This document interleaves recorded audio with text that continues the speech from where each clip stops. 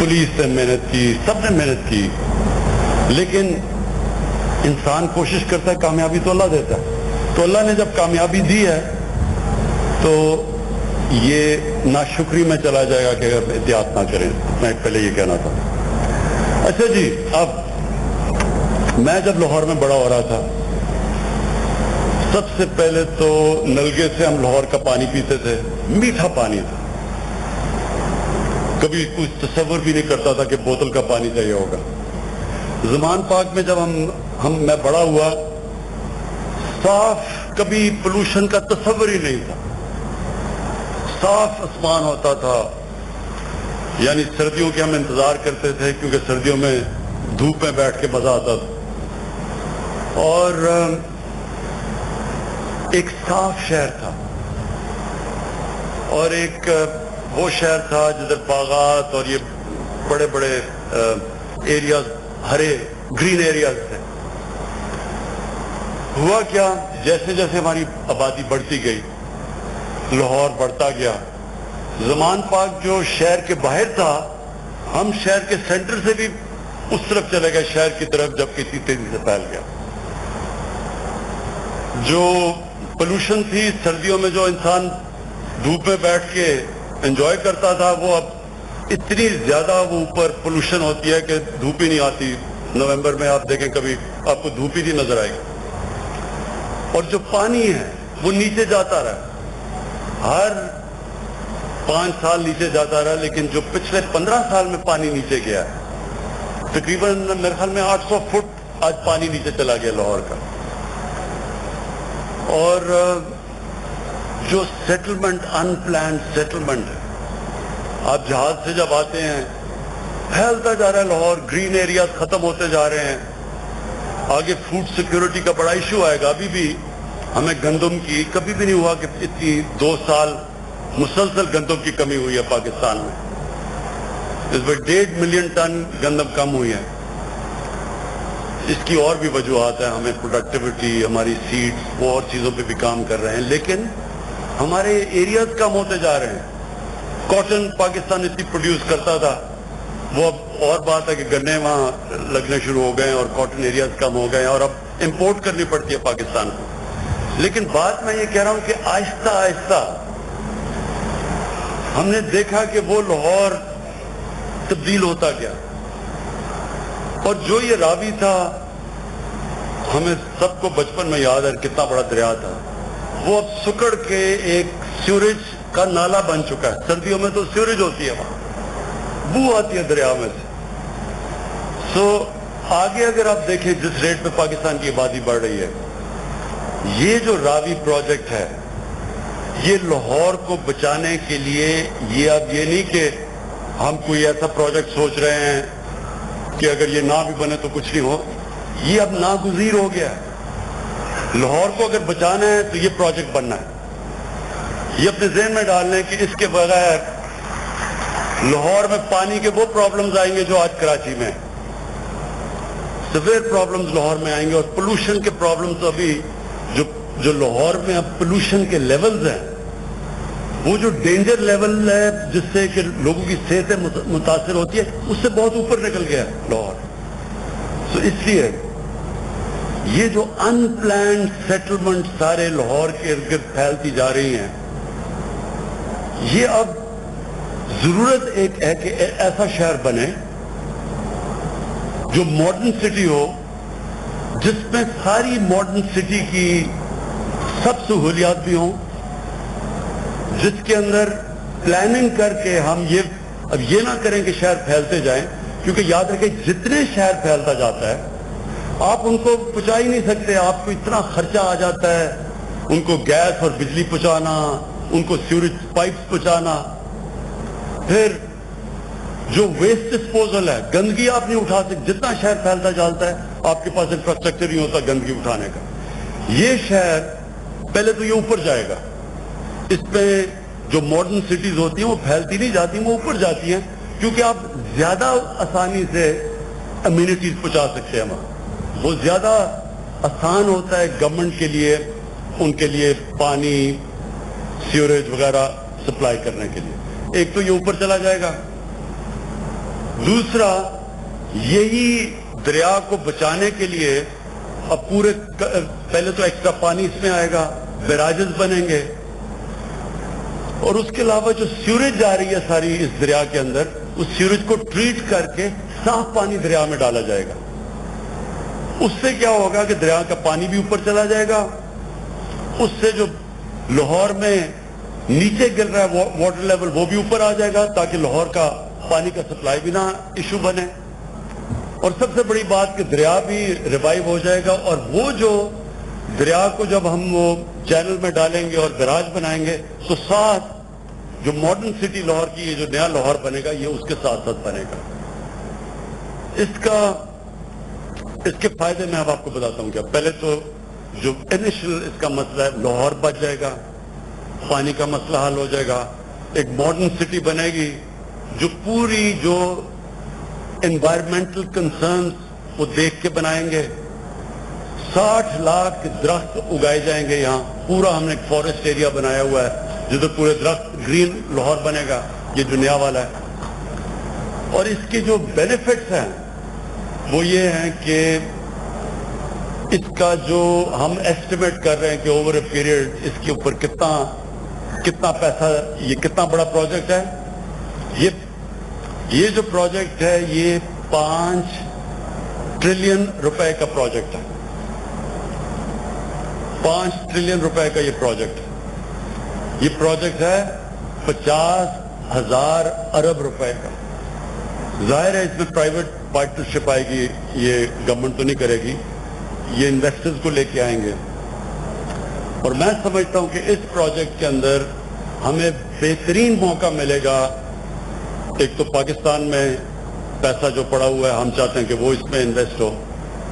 31 دسمبر تک ہمارے پاس وہ یہ کرونا کی وجہ سے اس ملک میں ہمیں موقع ملا ہے. ہماری انٹرنیشنل آبلیگیشنز جو ہمیں الاؤ نہیں کرتی تھی کہ انفارمل اکانومی, یعنی وہ پیسہ جو فارمل اکانومی میں نہیں ہے اس کو ہم نہیں لا سکتے تھے اس میں, لیکن کیونکہ کرونا ہے 31 دسمبر تک ہمارے پاس ٹائم ہے کہ ہم اس پیسے کو بھی بیچ میں لے آئیں اس نئے پروجیکٹ کے اندر. اور اوورسیز پاکستانی کے لیے یہ بہترین پروجیکٹ ہے.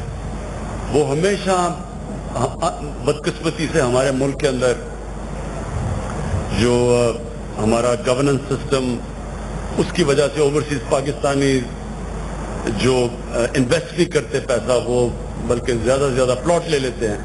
لیکن یہ ایک ایسا پروجیکٹ ہے جو ان کو موقع دے گا بڑی انویسٹمنٹ کرنے کا. اور جو اوورسیز پاکستانی کے پاس ہمارے اوورسیز پاکستانی کے پاس جو پیسہ اویلیبل ہے وہ تقریباً جتنا پاکستان کا جی ڈی پی ہے اتنا ان کے پاس پیسہ ہے وہاں, جو 90 لاکھ اوورسیز پاکستانی ہیں. تو ان کے لیے بھی ایک زبردست موقع مل جائے گا کہ ان کو پیسہ پاکستان میں لانے کا. اور جو سب سے بڑی 2 چیزیں ہیں جو اس پروجیکٹ سے میں دیکھ رہا ہوں, سب سے بڑی بات یہ کہ روزگار ملے گا. یہ لوگوں کو, نوجوانوں کو روزگار دینے کے لیے بہترین پروجیکٹ ہے. اس کنسٹرکشن انڈسٹری کے ساتھ 40 اور انڈسٹریز ہیں جو کہ جب آپ کنسٹرکشن شروع کرتے ہیں اور ہاؤسنگ شروع کرتے ہیں تو 40 اور انڈسٹریز ہیں وہ چلنا شروع کر دیتی ہیں. تو اس کی وجہ سے پورے اکانومی جو ہماری چلنی شروع ہوگی, ہمیں روزگار ملے گا نوجوانوں کو.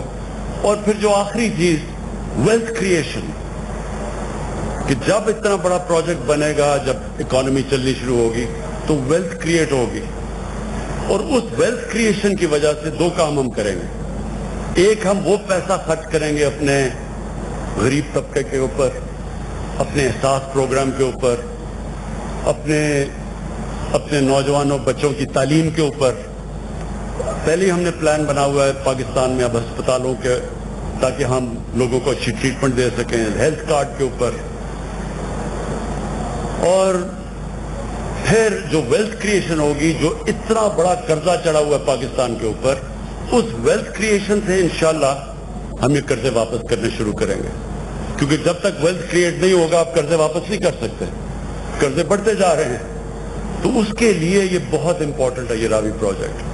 اور یہ پھر جس طرح کہا گیا, اسلام آباد کے بعد یہ دوسرا بڑا پروجیکٹ ہے جدھر ایک نیا شہر بننے جا رہا ہے. میں آخر میں ابھی اپنی ٹیم کے ساتھ مل رہا تھا تو میں نے ان کو ایک بات سمجھائی کہ یہ مشکل پروجیکٹ ہے, یہ آسان پروجیکٹ نہیں ہے. اس کے اندر بڑی محنت کرنی پڑے گی, رکاوٹیں آئیں گی, مشکلات آئیں گی. اگر یہ نہ ہوتی تو اب تک بن چکا ہوتا. یہ تو 2004 سے کوشش کر رہے ہیں یہ پروجیکٹ شروع کرنے کے لیے. کیونکہ یہ مشکل پروجیکٹ ہے اس لیے کوئی نہیں کر سکا. لیکن میں نے اپنی ٹیم کو ایک ایڈوائز دی ہے اپنی زندگی کے تجربے سے کہ جب آپ کسی مشکل پروجیکٹ کام کے پیچھے جاتے ہیں تو جو آپ کا مائنڈ سیٹ ہوتا ہے وہ یہ ہونا چاہیے کہ میں نے اب فیصلہ کیا کہ میں نے پروجیکٹ کرنا ہے, جو بھی ہوگا میں یہ پروجیکٹ پورا کروں گا اور اب پیچھے نہیں جانا کیونکہ میں نے اپنی کشتیاں جلا دی. انسان میں اللہ نے اتنی طاقت دی ہے کہ جب وہ یہ فیصلہ کر لیتا کہ میں کشتیاں جلا کے ایک پروجیکٹ کرنے جا رہا ہوں تو اللہ نے اس پہ اتنی صلاحیتیں دی ہیں, اندر ہمارے اتنی طاقت ہے. اللہ کی سب سے بڑی ہم مخلوق ہیں, اشرف المخلوقات ہیں. فرشتوں کو بھی اللہ نے کہا کہ انسان کے سامنے جھکو کیونکہ اللہ نے کہا اس میں میں وہ صلاحیتیں دی ہیں جو تمہیں بھی نہیں پتا. وہ ہماری صلاحیتیں تب نکلتی ہیں جب ہم یہ فیصلہ کرتے ہیں کہ جو بھی ہو جائے میں یہ کروں گا اور پیچھے نہیں جانا. یعنی failure is not an option. اور میں اس لیے ہم ساری ہماری ٹیم تیار ہے, میں پورا اس کو مانیٹر کر رہا ہوں گا. چیف منسٹر صاحب اس کو دیکھ رہے ہوں گے, چیف سیکرٹری, ساری جو راشد عزیز جن کو ہم خاص لے کے آئے اس پروجیکٹ کے لیے, ساری ہماری فیڈرل گورنمنٹ اور پروونشل گورنمنٹ اب پورا زور لگائے گی یہ پروجیکٹ جلدی سے جلدی شروع ہو. اس کے لیے تقریباً ہماری تیاری ہے اور یہ ادھر تک پہنچنے کے لیے ہم کم از کم 6 مہینے لگے ہوئے تھے کہ اس سٹیج تک پہنچے. اب سے ٹائم لائنز کے ساتھ یہ پروجیکٹ کو اب ہم شروع کرنے لگے ہیں اور انشاءاللہ آپ دیکھیں گے کہ یہ جو کہتے ہیں نا کہ ایک ایسا پروجیکٹ شروع ہوتا ہے ملک میں. ابھی تک پروجیکٹ ہوتے تھے جی میٹرو بنا دی, اورنج ٹرین بنا دی, لیکن اس سے ملک میں ویلتھ کریشن تو نہیں ہوتی, بلکہ آپ تقریباً 28 ارب روپیہ ہر سال سبسڈی میں دیں گے. وہ پروجیکٹ جو قرضے لے کے بنائے گئے ہیں ان کے اوپر سبسڈی دی جائے گی 28 ارب روپے کی. یہ جو پروجیکٹ ہے یہ ہوتا ہے جو ملک میں ویلتھ کریٹ کرتا ہے. اور یہ ایسے پروجیکٹ ہوتے ہیں جو ملک میں خوشحالی پیدا کرتے ہیں, روزگار دیتے ہیں, جو ساری ملک میں چین ریاکشن آتا ہے, آپ اکانومی چلنی شروع ہو جاتی ہے. اور اس کے ساتھ ساتھ جو ہمارے کنسٹرکشن کے پروگرام ہیں, جو نیا پاکستان ہاؤسنگ ہے وہ بھی ساتھ ساتھ چل رہا ہے. جو کنسٹرکشن میں ہم انسینٹیوز دے رہے ہیں وہ ساتھ ساتھ اس کے چلیں گے. اور میں آخر میں یہ ضرور کہنا چاہتا ہوں کہ 2 سال ہم نے بڑے مشکل گزارے ہیں. 2 سال ہمارے وہ گزرے ہیں جو کہ پہلے تو ڈیفالٹ سے ملک کو بچانا تھا, ہمارے پاس پیسے نہیں تھے, ہمارا فورن ایکسچینج ریزروز گرے ہوئے تھے, تو پہلے تو ہم ڈیفالٹ سے بچانے میں ہمارا ٹائم نکل گیا. اس کے بعد ایک مشکل جاتی تھی کوئی دوسری آ جاتی تھی. پھر آپ کو پتہ ہے این آر او کا جو کراؤڈ ہے وہ ہر جگہ اکٹھے ہو جاتے تھے, ہر چیز میں وہ شور مچا دیتے تھے کہ جی این آر او 2 تو ہم فیٹف کا بل پاس کریں گے, این آر او 2 تو ہم کشمیر میں آپ کو سپورٹ کریں گے. تو ایک تو انہوں نے مصیبت ڈالی ہوئی تھی. اب یہ وہ ٹائم آیا ہے 2 سال کے بعد کہ انشاءاللہ اب وہ وقت آیا ہے کہ ہم پاکستان کے اندر وہ جو ہم ڈیولپمنٹ کا سوچ رہے تھے, جو ترقی کا سوچ رہے تھے, جو روزگار دینے کا سوچ رہے تھے, انشاءاللہ وہ ٹپنگ پوائنٹ آ گیا کہ جب یہ ملک انشاءاللہ آگے بڑھے گا. میں پھر سے آپ کو سب کا شکریہ ادا کرتا ہوں اور میں پھر سے اپنی ٹیم کو کہتا ہوں کہ جو بھی مشکل آئے گی, مشکلیں آئیں گی, انشاءاللہ ہم سب ختم کر کے اور یہ ایک لینڈ مارک, ایک ہسٹوریکل پروجیکٹ بنائیں گے لاہور میں. شکریہ.